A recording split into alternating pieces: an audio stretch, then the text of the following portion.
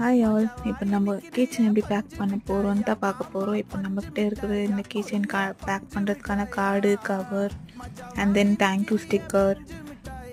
இது நான் ஆன்லைனில் தான் பர்ச்சேஸ் பண்ணேன், மீஷோவில் பர்ச்சேஸ் பண்ணிருந்து.